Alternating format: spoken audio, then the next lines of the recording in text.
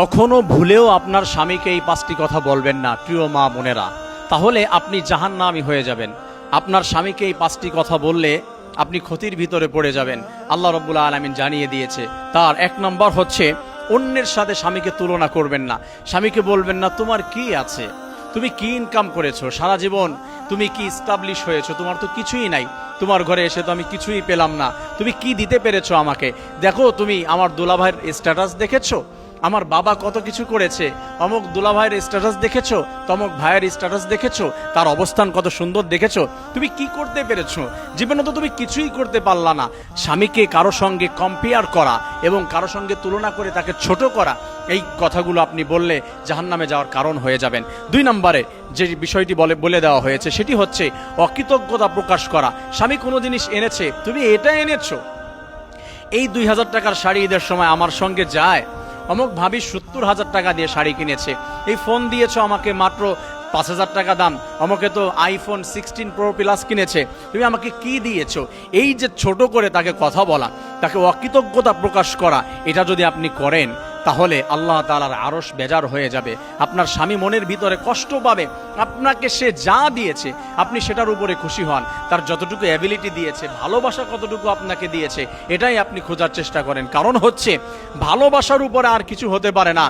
মানুষ সে আপনাকে কত পার্সেন্ট দিয়েছে এত দেখেন। আপনার দুলাভাই হতে পারে কোটি কোটি টাকার মালিক, পাশের বাড়ির ভাই হতে পারে কোটি টাকার মালিক, আপনার কোনো একজন রিলেটিভ হতে পারে কোটি কোটি টাকার মালিক, কিন্তু আপনার হাজবেন্ডের এত টাকা নাই, সে ভালোবেসে আপনাকে যা কিছু দিয়েছে তার ভিতরে আপনি সন্তুষ্ট থাকার চেষ্টা করেন। 3 নম্বরে যে বিষয়টি আপনারা বর্জন করবেন, আল্লাহ রাব্বুল আলামিন জানিয়েছে শরীয়ত সম্মত আদেশে অবাধ্য। আপনি আপনার স্বামীকে কোনো বিষয়ে অবাধ্য, কোনো বিষয়ে আপনার সে আদেশ করেছে, আপনি তার উল্টা গিয়ে সেই কাজটি করছেন, বা আপনি কোনো বিষয়ে তাকে বাধ্য করছেন, আপনাকে নিষেধ করে দিয়েছে তুমি এখানে যেতে পারবে না, আপনাকে নিষেধ করে দিয়েছে অমুকের সঙ্গে কথা বলতে পারবে না, তুমি এটা করতে পারবে না, আপনি সেটা করতে পারবেন না। যদি শরীয়ত সাপোর্ট করেন এমন বিষয় সে বলে, আপনাকে বলেছে আপনি নামাজ পড়তে পারবেন না, তাহলে আপনি তার কথা মানবেন না। আপনাকে বলেছে আপনি রোজা রাখতে পারবেন না, আপনি তার কথা মানবেন না। আপনাকে এই বিষয়গুলো যদি সে কখনো ফোর্স করে তাহলে আপনি সেটা অ্যাভয়েড করতে পারেন, সেটা আপনি ডিনাই করতে পারেন, ফিরিয়ে দিতে পারেন। তবে স্বাভাবিকভাবে আপনাকে যদি কোনো বিষয় সে নির্দেশ করে এটা আপনার মানতে হবে। তার কথা আপনি যদি ফেলে দেন তাহলে আল্লাহ তাআলার কথা যেমন করে মানা আপনার জন্য ফরজ, ঠিক তেমনি ভাবে আপনার হাজবেন্ডের কথা আপনার জন্য মানা আল্লাহ তাআলা ফরজ করে দিয়েছে। তার কথার বাইরে যদি আপনি চলে যান তাহলে আপনার জাহান্নামে যাওয়ার কারণ হয়ে যাবে। তাকে কখনো বাধ্য করতে পারবেন না, তার বিষয়গুলি আপনার প্রত্যেকটি বিষয় মেনে নিতে হবে। 4 নম্বরে হচ্ছে স্বামীর প্রতি কোনো অবস্থাতে কোনো সময় অভিশাপ দেওয়া। স্বামীকে অভিশাপ দেওয়া অনেক মেয়েদের অভ্যাস আছে, তার চাহিদা মতো হয় নাই, তার সঙ্গে মেলে নাই, স্বামীকে অভিশাপ দিয়ে দিচ্ছে তুই ধ্বংস হয়ে যাবি, তোর জীবনে শান্তি হবে না, তোর কোনো সুখ হবে না, জীবনে কোনোদিন লাইফে ভালো কিছু করতে পারবি না। হ্যাঁ, অনেক মেয়েরা আছে তুই তাকারি করে, অথবা স্বামীকে অভিশাপ দিয়ে কথা বলে, স্বামীকে বরদোয়া দেয়। আল্লাহ তাআলা বলেছে বরদোয়া যার জন্য আপনি দিয়েছেন সে যদি বরদোয়ার জন্য সে পারফেক্ট না হয় তাহলে ওই বরদোয়াটি আপনার উপরে পতিত হবে, আপনি ধ্বংস হয়ে যাবেন। আপনি স্বামীর জন্য বরদোয়া করছেন, কার জন্য বরদোয়া করছেন? যার চোখের দিকে তাকিয়ে কথা বলা আপনাকে হারাম করে দেওয়া হয়েছে, আপনি তার জন্য বরদোয়া করছেন, অভিশাপ দিচ্ছেন আল্লাহ তাআলার কাছে।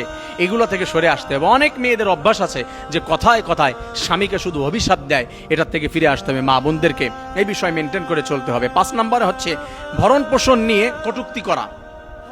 আপনাকে সে অ্যাবিলিটি অনুযায়ী দিচ্ছে, আপনি তাকে ফোর্স করছেন যে আমাকে এইটা দিতে হবে, ওইটা দিতে হবে, আমাকে আরো বেশি দিতে হবে, আমার এটা দিয়ে চলে না, আমি বাবার বাড়ি চলে গেলাম।